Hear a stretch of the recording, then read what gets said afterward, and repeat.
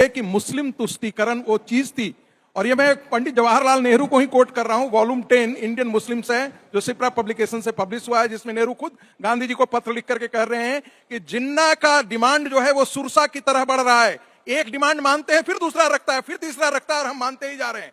मुस्लिम तुष्टीकरण को के कारण इस देश का विभाजन हुआ, और मुस्लिम तुष्टीकरण को फिर से विभाजन के बावजूद भी कांग्रेस पार्टी ने जिंदा रखा इस देश में। इसलिए आज की पीढ़ी को यह जानना आवश्यक है कि मुस्लिम तुष्टीकरण कितना खतरनाक है।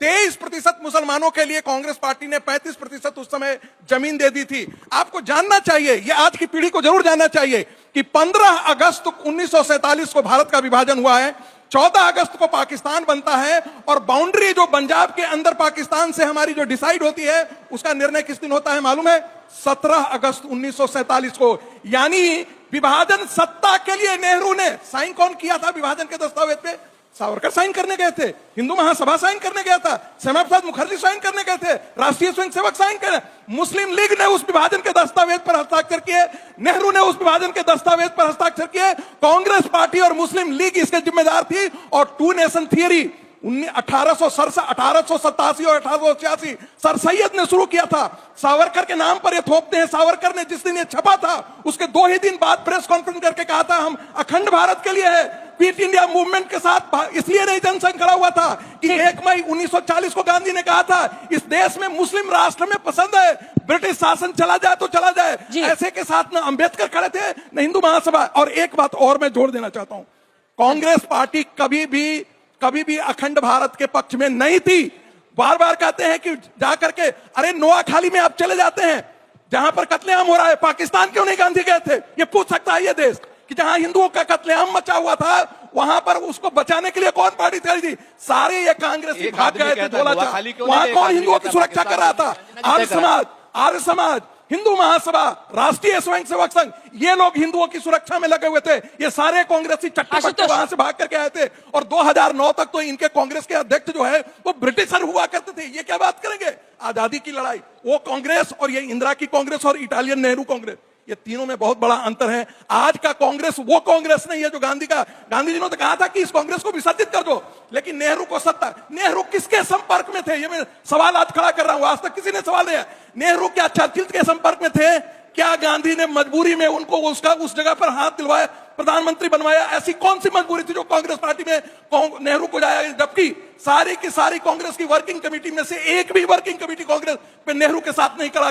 कौन सी ऐसी विदेशी ताकत थी जो कांग्रेस पार्टी में प्रधानमंत्री के रूप में पंडित जवाहरलाल नेहरू को खड़ा किया? क्या कांग्रेस पार्टी के नेहरू किसी विदेशी ताकत के साथ अलायंस में उस समय बात कर रहे थे? आशुतोष जी, अब जो तमाम सवाल वो खड़े कर रहे हैं, अगर आप उस पर जवाब देना चाहे तो वो दे। लेकिन अगर विभाजन विभीषिका दिवस यानी आम भाषा में जनता के लिए बताए तो बंटवारे का जो दर्द है इस देश का, उसके लिए एक दिन अलग से रखा गया है कि बच्चे समझे, उसमें क्या गलत है? लेकिन बीजेपी कांग्रेस पार्टी को सीधा इसके लिए जिम्मेदार ठहरा रही है।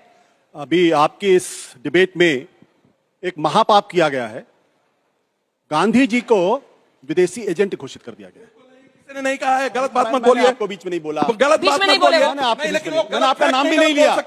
देश की जनता को गुमराह नहीं कर सकते। मैंने आपका नाम भी नहीं लिया। नेहरू को लेकर के कहा था कि आखिर क्या कारण था, कौन किसके साथ अलायंस है? अब वो बोल ले।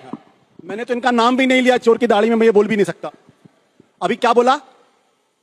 किसके इशारे पे? कौन थे जिन्होंने जवाहरलाल नेहरू को अपना उत्तराधिकारी घोषित किया? तो उनका नाम था महात्मा गांधी। किन्होंने जवाहरलाल नेहरू का नाम आगे बढ़ाया था? महात्मा गांधी। और कह रहे हैं कि किसके इशारे पे उनको गद्दी दी गई प्रधानमंत्री? तो आप वाकई में महात्मा गांधी को ही दरअसल आप दोषी ठहरा रहे हो, और इतने कंफ्यूज्ड हैं कि वो कांग्रेस अलग थी और ये कांग्रेस अलग है। तो उस कांग्रेस को आप आजादी की लड़ाई के लिए, पार्टीशन के लिए जिम्मेदार भी ठहराते हैं और उसको एक बेहतर कांग्रेस भी मानते हैं। मतलब इतना कंफ्यूजन कहां से आता भाई? मैं तो समझ नहीं पाता। महत्वपूर्ण सवाल क्या है? महत्वपूर्ण सवाल यह है कि क्या आरएसएस ने आजादी की लड़ाई में कभी भी हिस्सा लिया? कभी भी? क्या हेडगेवार को छोड़कर आरएसएस का कोई भी प्रमुख कभी जेल गया? क्या आरएसएस का एक भी स्वयंसेवक कभी फांसी के फंदे पर लटका जैसे भगत सिंह लटके? क्या चंद्रशेखर आजाद की तरीके से शहादत दी? एक भी जेल नहीं गया हेडगेवार साहब को छोड़ के। और ये बात करते हैं। उसके बाद जब देश के अंदर दंगे हो रहे थे तो महात्मा गांधी को यह बताया गया कि दरअसल इसमें आरएसएस के कुछ लोगों का हाथ है। ये इतिहास के तथ्य हैं। महात्मा गांधी जी ने बुलाया गोलवलकर को, उनसे बातचीत हुई और कहा कि आप बाहर निकल के इसका खबर को लेकर आप कहिए कि ये कंडेमेबल है, इस तरीके से नहीं होना चाहिए। गोलवलकर ने कभी निंदा नहीं की, कभी कंडेम नहीं किया, कभी माफी नहीं मांगी। गांधी जी के यह शब्द थे। महत्वपूर्ण सवाल क्या है कि जिन लोगों ने पाकिस्तान प्रस्ताव जब 1940 में बना, पाकिस्तान का प्रस्ताव, जिसने वो प्रस्ताव पारित किया, उसके साथ मिलकर सरकार बनाई इन लोगों ने, तब ये तो बड़े पाक साफ हैं। इनके श्यामा प्रसाद मुखर्जी अंग्रेज गवर्नर को चिट्ठी लिखकर कहते हैं कि क्विट इंडिया मूवमेंट को हर हालत में क्रश करना चाहिए। ये लड़ाई की बात करते हैं। और सबसे बड़ी बात, आखिरी बात, खुद बाबा साहब अंबेडकर ने, बाबा साहब अंबेडकर ने बाकायदा कोट है कि क्या कारण है कि जिन्ना और सावरकर की जुबान एक है टू नेशन थ्योरी पे। ठीक है, जल्दी से जवाब दीजिए। ठीक है, पूरा कर ले, पूरा कर ले। क्या कारण है? वो कहते हैं मैं बड़ा हैरान हूं इस बात को लेकर कि टू नेशन थ्योरी पे मोहम्मद अली जिन्ना और सावरकर की जुबान एक है। मैं हैरान हूं इस बात को लेकर। ठीक है, और इसके साथ एक 10 सेकंड और मुझे दे दीजिए। इसके साथ साथ आप जरा इनसे सवाल पूछिए कि आप कांग्रेस को जिम्मेदार आजादी के लिए, पार्टीशन के लिए मानते हैं, तो क्या आप राजेंद्र प्रसाद को भी मानते हैं? क्या महात्मा गांधी को भी मानते हैं? क्या आप सरदार पटेल को भी मानते हैं? क्योंकि ये सब लोग कांग्रेस। डायरेक्ट सवाल था उनका, डायरेक्ट सवाल है, उसके बाद से मैं आ रही हूं। देखिए, आप लोग हाथ उठाइएगा जिसको सवाल पूछना है। क्विट इंडिया मूवमेंट का विरोध तो बाबा साहब अंबेडकर ने भी किया था। 1939 में हिंदुओं को ब्रिटिश आर्मी में भर्ती होने के लिए डॉक्टर अंबेडकर ने भी किया था। गांधी के तुष्टीकरण की निंदा डॉक्टर अंबेडकर ने भी किया था। आप सोच लीजिएगा, आप राष्ट्रपिता महात्मा गांधी के खिलाफ बोल रहे हैं, फिर वो उसको पकड़ेंगे तो मत बोलिएगा। ये तो महात्मा गांधी को एजेंट बना चुके हैं। महात्मा गांधी को एजेंट बनाने का काम संगीत रागी ने किया है। माफी मांगनी चाहिए। उन्होंने कहा कि गांधी जो है वो देश के साथ गलत कर रहे हैं।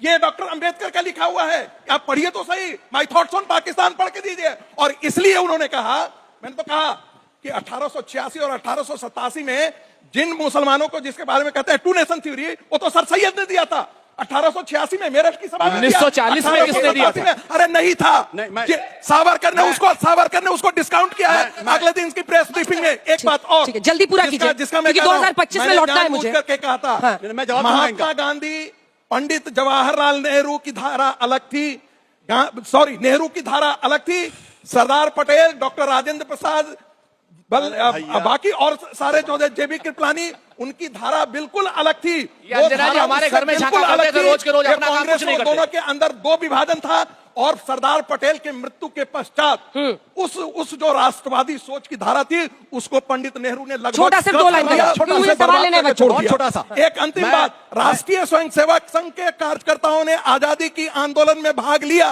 राष्ट्रीय स्वयंसेवक संघ एज ए संगठन भाग नहीं लिया। ये तथ्यात्मक गलती आप बता लें। आज भी राष्ट्रीय स्वयंसेवक संघ सत्ता में जल्दी बोलिए, राजनीति नहीं करता है, लेकिन स्वयंसेवक जरूर करता है। मिस्टर रागी जल्दी।